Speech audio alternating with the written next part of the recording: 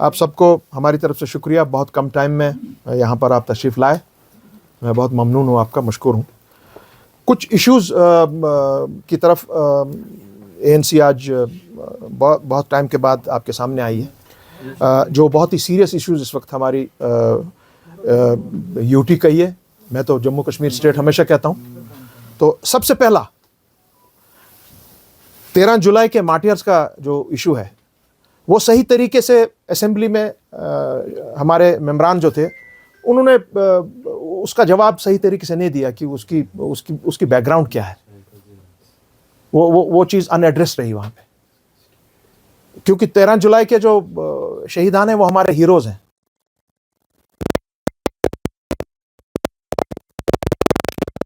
Remain the heroes of Kashmir. उन्हीं की वसादत से हम सब लोग यहाँ पर आज खड़े हैं। और 13 जुलाई का जो मैटर है, ये कोई छोटा मोटा मैटर नहीं था। उस वक्त तो पाकिस्तान था, उस वक्त न हिंदुस्तान था। 13 जुलाई का जब वाक़ा हुआ, 13 जुलाई में यहाँ पे ऐसे ही गोली नहीं चली। उसका बैकग्राउंड ये था कि जम्मू में बहुत जगह पर कम्युनल टेंशन हुए थे, कम्युनल राइट्स हुए थे। और सबसे इंपॉर्टेंट चीज़ जो वहाँ पे हुई थी, जो बहुत ही खतरनाक चीज़ हुई थी, एक दो जगह पर कुरान मजीद का डिसेक्रेशन किया गया था। उसका जो वहाँ पे, और उसके बाद जो वहाँ पे कुछ मुसलमानों की तरफ से प्रोटेस्ट हुए, उन पर जिस तरीके से अंधाधुंध उन पर मजालिम बरसाए गए, उसका इफेक्ट जब कश्मीर में भी पड़ा। और उस वक्त जब यहाँ पर शख्स थे, उन्होंने जब ये बात उठाई, तो उस पर उनका जो ट्रायल था, जो उनके विटनेसेस को जब जज साहिबान ने वहाँ पर बुलाया अपना काठी दरवाजे पे, तो वहाँ पर उस वक्त अल्लाह अकबर का नारा हुआ, सिर्फ अल्लाह अकबर का नारा हुआ। उस नारे पर वहाँ की जो उस वक्त की एडमिनिस्ट्रेशन थी, उन्होंने अंधाधुंध गोलियां बरसाना शुरू की। और गोली बरसाना क्या कि वो उन्होंने आज़ान अपनी कायम रखी। 22 हमारे वो जो वहाँ पे थे कश्मीरी निहत्ते, उन्होंने सीने पे गोलियां खाई। तो मैं अपने बीजेपी साहिबान से इतना कहूँगा कि भाई, ये ट्रेटर्स नहीं थे।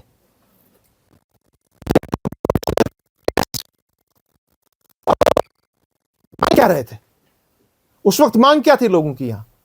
यहां पे बहुत ही गुर्बत, इफलास, यहां पे आपको हक नहीं था बोलने का। और आप कश्मीर जो मैक्सिमम मेजॉरिटी थी जमींदारों की थी। हमारी एक और मेजॉरिटी थी जो आर्ट्स और क्राफ्ट से काम करते थे, जो शालबाफ थे।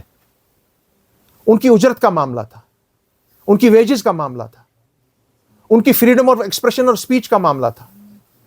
और जो उस वक्त जो मजालिम थे, उसका मामला था। उसका ये बढ़ के, और वो पॉपुलेशन 80% थी यहाँ पे, जो हमारे ये एग्रीकल्चर से वाबस्ता थे, पेजेंट्स थे, ट्रेड से वाबस्ता थे, यानी कि शालबाफी के साथ वाबस्ता थे। ये उनमें एक लावा जो ना हिंदुस्तान था ना पाकिस्तान था, वो ट्रेटर्स कैसे हो गए? और वहां उस टाइम शेर कश्मीर की क़यादत में दागबेल पड़ी हमारे इसकी क्या कहते हैं, हमारी पूरी मूवमेंट की। और उससे आस्ते आस्ते करके वो क्विट कश्मीर की मूवमेंट पर आ गई। और जब ये मामला हुआ, उस वक्त यहाँ के इनको पता होना चाहिए, हमारे मेंबरान असेंबली को यह पता होना चाहिए था। उस वक्त यहाँ के प्राइम मिनिस्टर वेकफील्ड थे, GEC वेकफील्ड। उनको फाइनली फिर महाराजा ने हटाया कि ये कैसे यहां हुआ। यहां पर कमीशन बिठाया गया उस वक्त। और फाइनली वेकफील्ड को, जो नया प्राइम मिनिस्टर यहां पे आया, वो आया राजा हरिकिशन कौल।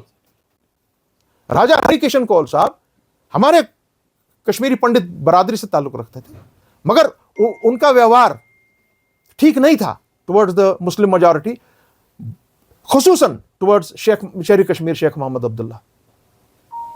और फिर जो यहां पे हालात खराब हुए कश्मीर में, जो यहां पर टेंशन फैला जम्मू में भी कश्मीर में भी, उसकी पूरी सदागश्त पूरे मुल्क में हुई, और वो इतनी खतरनाक हुई कि ब्रिटिश एम्पायर ने, वाइसरॉय ने यह महसूस किया कि जम्मू कश्मीर का जो निजाम है उनको वो अपने हाथों में लेना चाहिए। इतना सीरियस वो मैटर हुआ, और फिर महाराजा साहब ने इंश्योर कराया कि ये चीजें नहीं होंगी दोबारा। उनने फिर वो कमिटीज बनाई, फिर हमारी मुस्लिम मेजॉरिटी के साथ बात हुई। ये बैकग्राउंड है 1931 का। और आप कहते हैं कि जी वो ट्रेटर्स है।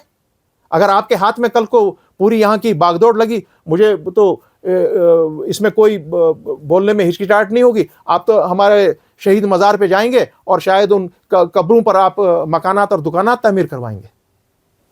सो मेरी डिमांड एएनसी से ये होगी, ये डिमांड मेरे जितने भी हमारे फाजिल दोस्त हैं इस वक्त वहाँ पे असेंबली में, उनको सिर्फ ये डिमांड नहीं करनी चाहिए थी। स्पीकर ने जिस बंदे ने ये बात की थी, लीडर ऑफ अपोजिशन जो वहाँ पे है, उनका रिमार्क्स को एक्सपेंज कराया, उतना ही बात नहीं है। उनको पूरी सेशन के लिए, जब तक वो माफी नहीं मांगेगा इस चीज पर, उनको दोबारा असेंबली में अंदर आने की इजाजत नहीं होनी चाहिए। यह बात होनी चाहिए थी इसमें। दूसरी अहम बात है जो आपने बात की, अपने हमारे कांग्रेस के यहाँ के जो प्रेसिडेंट है, बहुत ही एक उल्टे अनाप शनाप बात उन्होंने की। हालांकि वो हमारे भी इसी तंजीम के प्रोविंशियल प्रेसिडेंट रह चुके हैं। उनने अपनी कैरियर की शुरुआत नेशनल कॉन्फ्रेंस और अवामी नेशनल कॉन्फ्रेंस से की है। और इस तरीके की बात करना कि स्टेटहुड स्पेशल स्टेटस है, कैसे भाई? मैं कांग्रेस से पूछना चाहता हूं, is statehood special status? Special status of Jammu and Kashmir means 370. Special status of Jammu and Kashmir means constitutional rights 35A. That is special status. Special status is not only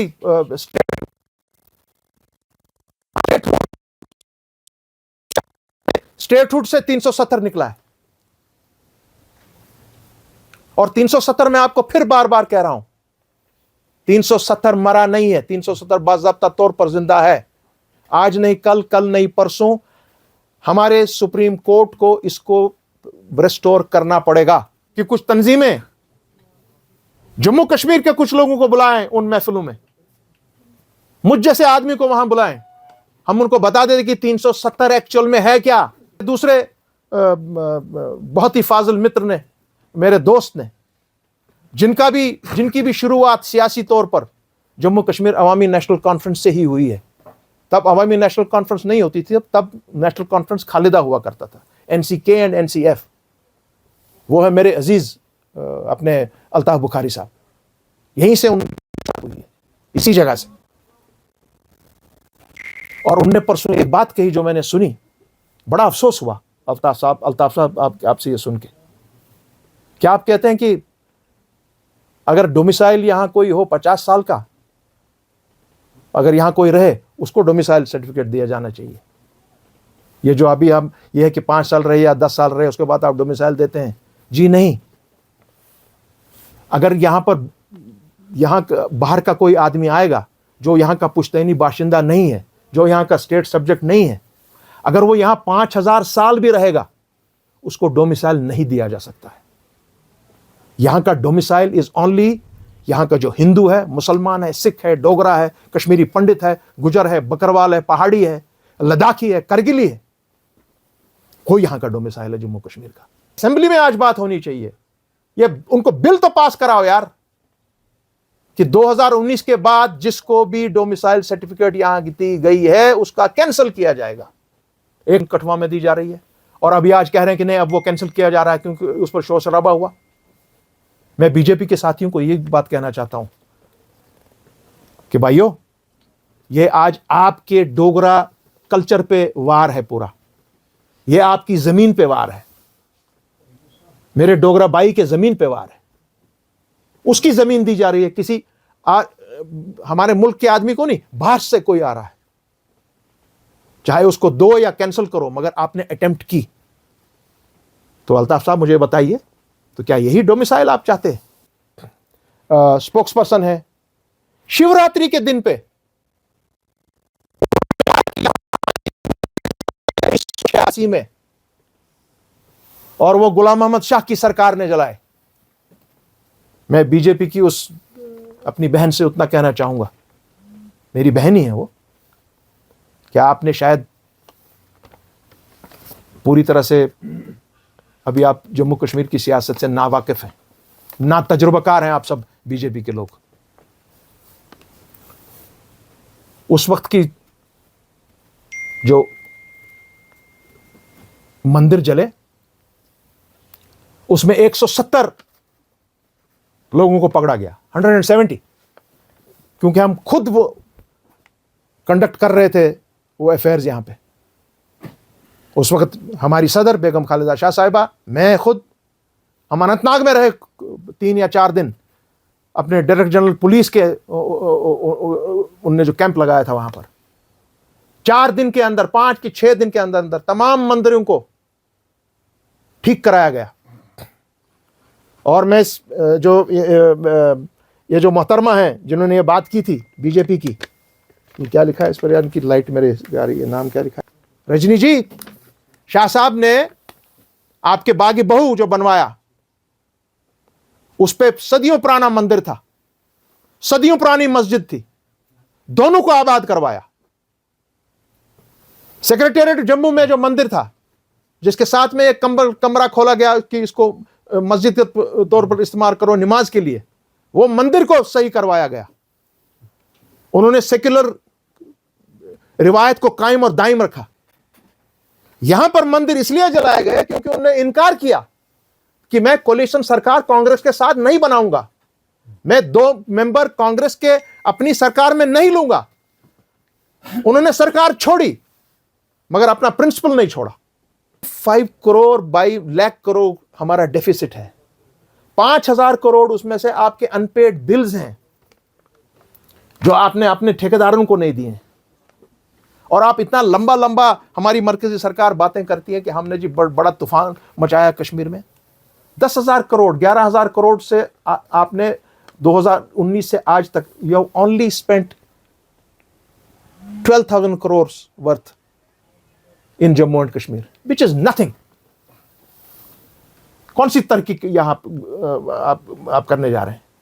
और सबसे बड़ी चीज, मैं ताज्जुब करता हूं कि हमारे 50 वहां पे एमएलएज हैं, किसी एक ने यह बात नहीं कही, या हमारे चीफ मिनिस्टर ने यह बात नहीं कही कि भाई आप मरकजी सरकार को, हमको 80,000 करोड़ का पैकेज जो हमको दिया गया था जब एब्रोगेशन हुई थी, जो मोदी सरकार ने यहां पे जो ये अनकॉन्स्टिट्यूशनल ये मामला 370, AY की परसेंटेज यहां पर इज ओनली 6.67%। और उनको जो आप 200 यूनिट दे रहे हैं, उनको पहले अपने अपने एरिया, अपने अपने घर में उनको सोलर यूनिट लगाना पड़ेगा। सोलर यूनिट लगाने के लिए भी हजारों में खर्चा है, और अगर बड़ा यूनिट होगा तो लाखों में खर्चा है। जिस बंदे के पास, और जो बाकी बचे हैं जो बीपीएल है, सारा पूरी श्रीनगर शहर लगभग बीपीएल में रहता है, अंडर दिस बीपीएल लाइन, वो कहां जाएंगे? उनको कौन 200 यूनिट देगा? और जो ये आप बोल रहे हैं कि पहले आप इसमें ये सोलर इक्विपमेंट लगाइए, मैंने खुद देखा है अपनी कैंपेन में, वहां लोगों के पास खाने को पूरा पैसा नहीं है, वो कहां से आपका ये यूनिट लगाएगा?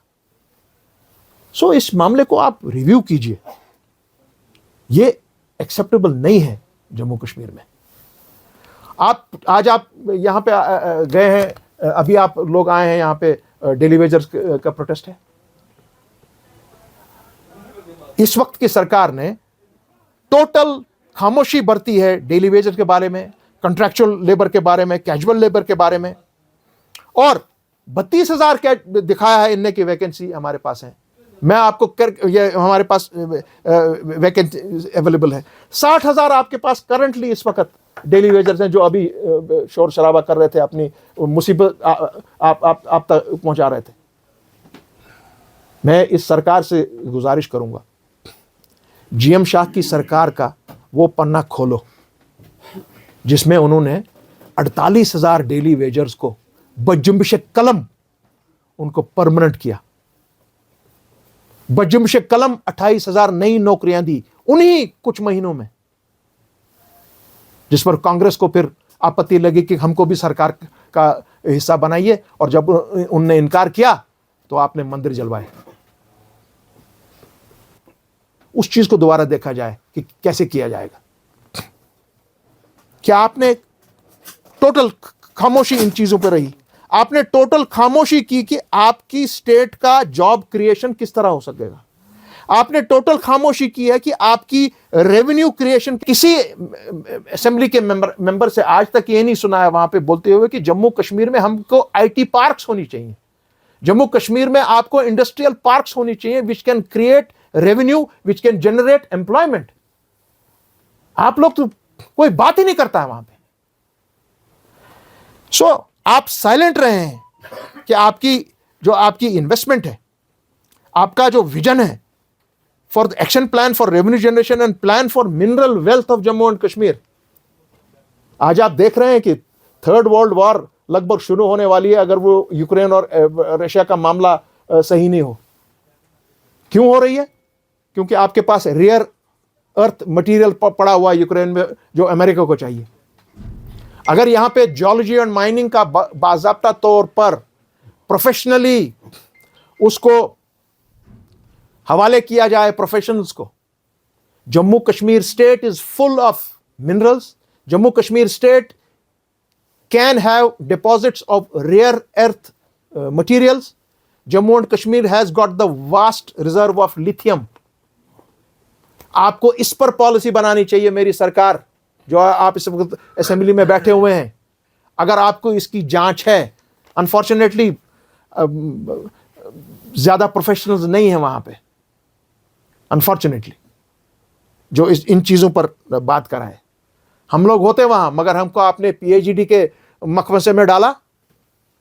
हम सुप्रीम कोर्ट में केस लड़ते रहे, आपके लिए किताबें बनाते रहे, आपको बताते रहे कि मैदान में आइए सब लोग इकट्ठे, नहीं आ पाए।